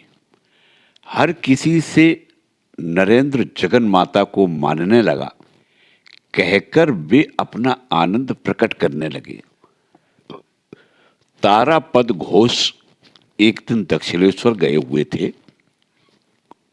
दोपहर का समय था। नरेंद्र बरामदे में एक ओर सोया हुआ था। तारापद कहते थे कि मेरे वहां जाने पर जैसे ही मैंने श्री रामकृष्ण देव को प्रणाम किया, वे नरेंद्र की ओर उंगली दिखाकर बड़े हर्ष से बोले, अरे यह देखा क्या, यहां एक लड़का सोया है, वह बड़ा अच्छा लड़का है, उसका नाम नरेंद्र है। वह इतने दिनों तक जगन माता को नहीं मानता था, पर कल से मानने लगा है। उसके घर की स्थिति अच्छी नहीं है, इसलिए मैंने उससे जगन माता की प्रार्थना करने के लिए कहा, पर वह धन दौलत कुछ भी नहीं मांग सका और बोला, मुझे लाज लगी। मंदिर से आया और मुझसे कहने लगा, मुझे जगदम्बा का एक आध भजन सिखा दो। मैंने उसे एक गाना सिखा दिया। सारी रात भर वह उसी गाने को गाता हुआ बैठा रहा, इसीलिए अब जरा सोया है। अत्यंत आह्लाद से हंसते हंसते नरेंद्र आखिर जगन्माता को मानने लगा। क्यों, अच्छा हुआ कि नहीं? उनके इस आनंद को देखकर मैं भी बोला, हाँ महाराज, अच्छा हुआ। कुछ समय के बाद वे पुनः हंसते हंसते बोले, नरेंद्र जगन माता को मानने लगा, अच्छा हो गया। नहीं भला? उस दिन उनके पास बोलने के लिए इसके सिवाय दूसरा विषय ही नहीं था। हर एक के पास वे आनंद से कहते थे, नरेंद्र जगन माता को मानने लगा है, अच्छा हो गया। उस दिन भावावेश में भी उनके पास दूसरा विषय नहीं था। लगभग 8 बजे श्री रामकृष्ण देव का भावावेश समाप्त हुआ और मैं और नरेंद्र दोनों ही श्री रामकृष्ण देव से विदा लेकर घर लौटे। श्री रामकृष्ण देव के अपने प्रति अपार प्रेम का स्मरण करके नरेंद्र कई बार कहा करता था कि अकेले श्री रामकृष्ण देव ने ही मेरी प्रथम भेंट के समय से ही सभी विषयों में सब समय मुझ पर लगातार एक जैसा विश्वास रखा। ऐसा और किसी ने नहीं किया, माँ बाप ने भी नहीं किया। अपने इस विश्वास और प्रेम से ही उन्होंने मुझे सदा के लिए बांध डाला। किसी पर निष्काम प्रेम करना वे ही जानते थे और वे ही करते थे, और दूसरे सब लोग तो स्वार्थ के लिए प्रेम का केवल बाहरी प्रदर्शन ही करते हैं। गृहस्थी की गाड़ी को किसी तरह ठीक ठीक चलती हुई देखकर नरेंद्र निश्चिंत हुआ और साधन, भजन, ग्रंथ पाठ आदि में अब उसका बहुत सा समय बीतने लगा।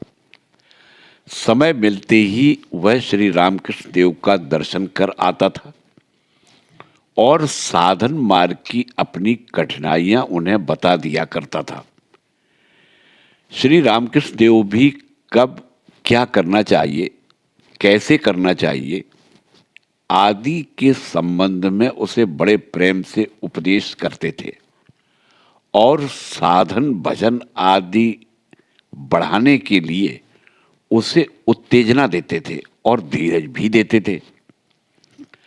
साक्षात सदगुरु के निरीक्षण में नरेंद्र की आध्यात्मिक उन्नति बड़े वेग से होने लगी और उसको निर्गुण साक्षात्कार की व्याकुलता होने के कारण वह और भी अधिकाधिक उग्र साधन करने लगा। यह देखकर श्री रामकृष्ण देव को बड़ा आनंद हुआ और नरेंद्र के ईश्वरानुराग और तीव्र वैराग्य की वे हर एक से दिल खोलकर स्तुति करने लगे। नरेंद्र की व्याकुलता बढ़ती गई। उसे मालूम होने लगा कि श्री रामकृष्ण देव यदि मन में ठान लें तो क्या ईश्वर दर्शन, क्या समाधि, ये सभी मेरे हाथ के मैल हैं। उनके पास धरना देकर बैठा जाए तो यह विचार मन में आते ही उसने श्री रामकृष्ण देव के पास तकाजा करना शुरू कर दिया। वह कहता था, महाराज, मुझे निर्विकल्प समाधि सुख का अनुभव आपको प्राप्त करा देना चाहिए। इस पर श्री रामकृष्ण देव जो उत्तर सदा औरों को देते थे वही नरेंद्र को भी देते थे। वे कहते थे, मैं क्या कर सकता हूं रे, मेरे हाथ में क्या है, माता की जैसी इच्छा होगी वैसा ही होगा। इस पर नरेंद्र कहता था, महाराज, आपकी इच्छा होगी तो माता को भी इच्छा हो जाएगी। इस पर भी कहते थे, अरे पर इस प्रकार जल्दी करने से कैसे होगा? बीज को जमीन में बोते ही क्या तुरंत उसका पेड़ उगकर उसमें फल लगने लगते हैं? समय आए बिना कुछ नहीं हो सकता। इस पर नरेंद्र एक दिन ढिठाई से बोला, पर महाराज, यह समय कब आएगा? आप तो दिनों दिन अशक्त हो रहे हैं। आप चले जाएंगे तब फिर मैं किसकी ओर देखूंगा? यह सुनकर श्री रामकृष्ण देव चकित होकर नरेंद्र के मुख की ओर देखने लगे और कुछ न कहकर चुप बैठे रहे। होते होते एक दिन नरेंद्र नित्य के समान ध्यानस्थ बैठा था और उसे एकाएक समाधि लग गई।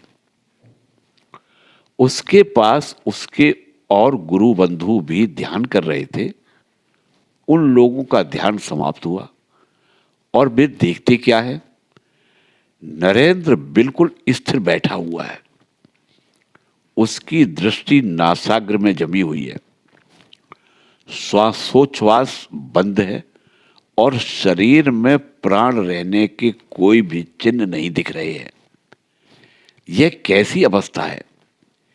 यह सोचकर डर के मारे घबराकर एक दो जन श्री रामकृष्ण देव से यह बात बताने के लिए दौड़ते दौड़ते दूसरी मंजिल में चले गए।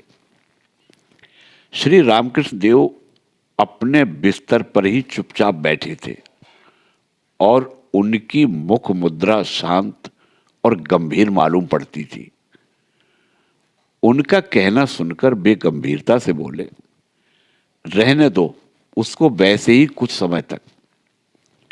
हाल हाल में वह मानो मेरा माथा खाली कर रहा था। उनका इस प्रकार शांतिपूर्ण उत्तर सुनकर वे लोग चकित हो गए, पर उनको निश्चय हो गया कि सब बात श्री रामकृष्ण देव को मालूम है और नरेंद्र की जान को किसी प्रकार का खतरा नहीं है। यह समझकर वे लोग वापस लौट आए और नीचे नरेंद्र के पास बैठे रहे। बहुत समय के बाद नरेंद्र को देह भान हुआ। उसका अंतःकरण भरा आया था। नेत्रों में अश्रुधारा बह रही थी और उसके हृदय में दिव्य आनंद और शांति का प्रचंड प्रवाह बहने लगा था। देहभान होते ही प्रथम उसने श्री रामकृष्ण देव को प्रणाम किया और तत्काल ही वह उठकर सीढ़ी की ओर दौड़ पड़ा। ऊपर श्री रामकृष्ण देव अभी तक चिंतित बैठे थे। ऊपर जाकर उनके सामने साष्टांग प्रणाम करके नरेंद्र हाथ जोड़कर चुपचाप खड़ा रहा। कृतज्ञता, आनंद, शांति आदि से उसका हृदय भर गया था और उसके मुख से शब्द भी बाहर नहीं निकलता था। अपने प्रधान शिष्य को देखकर श्री रामकृष्ण देव का भी आनंद उमड़ पड़ा। उन्होंने उसके हृदय की हलचल को पहचान लिया और वे उससे बोले, अब माता ने तुझको सब कुछ दिखा दिया है और तेरे संदूक की सिर्फ चाबी मेरे पास दे दी है। अब इस अनुभव को अच्छी तरह यत्नपूर्वक रख और कुछ दिनों तक लोगों से मत मिलना तथा किसी से बहुत न बोलना। वैसे ही कुछ दिनों तक अपने हाथ से रसोई बनाकर खाया कर, समझा? अच्छा, अब जा, थोड़ा आराम कर ले और थोड़ी देर के बाद माता के मंदिर में जाकर उसको प्रणाम कराना। इस प्रकार श्री रामकृष्ण देव की कृपा से नरेंद्र ने मानव जीवन का ध्येय प्राप्त कर लिया।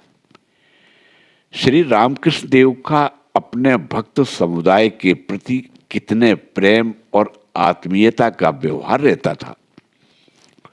उनकी आध्यात्मिक उन्नति की ओर वे कितनी बारीकी से ध्यान रखते थे। उनको अपने मार्ग में वे किस प्रकार सहायता देते थे, उसका एक उदाहरण स्वरूप नरेंद्र की आध्यात्मिक उन्नति का इतिहास संक्षेप में बताया गया है। यद्यपि श्री रामकृष्ण देव का नरेंद्र के प्रति सबसे अधिक प्रेम था, तथापि औरों पर भी कुछ कम नहीं था। हर एक को यही मालूम पड़ता कि मुझ पर ही श्री रामकृष्ण देव का सबसे अधिक प्रेम है। जिसको जितने प्रेम की आवश्यकता मालूम पड़ती है, उससे यदि अधिक प्रेम का उसे प्रत्यक्ष अनुभव होता है, तो उसकी ऐसी धारणा होने में क्या आश्चर्य है। किसी को 10 रुपए मिलने में ही आनंद होता हो, उसे यदि 15 मिल जाए और 100 चाहने वाले को 150 मिल जाए, तो क्या दोनों को ही एक समान आनंद मिलेगा? वही स्थिति श्री रामकृष्ण देव की भक्त मंडली की थी। जिसको जितने प्रेम की आवश्यकता रहती थी, उससे कितना ही अधिक प्रेम उसको श्री रामकृष्ण देव से मिला करता था, और इसी कारण सभी भक्त आनंद में रहते थे।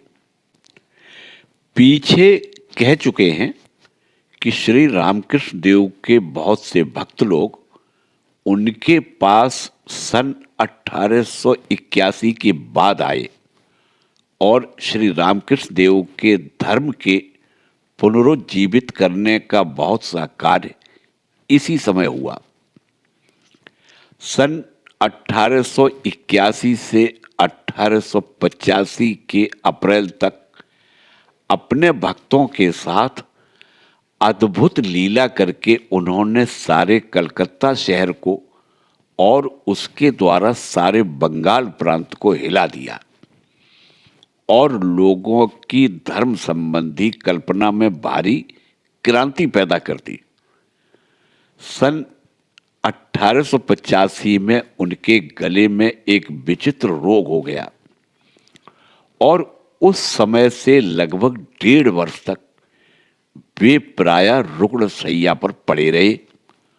उनका स्वास्थ्य ठीक नहीं था, तब भी उनका उत्साह ज्यों का त्यों बना रहा और उन्होंने अपनी बीमारी की अवस्था में ही अपने भक्तगणों को एकत्रित करने का महत्वपूर्ण कार्य किया। उनके इस अंतिम 1.5 वर्ष का वृतांत अगले प्रकरण में दिया जाएगा। जय ठाकुर, जय मां।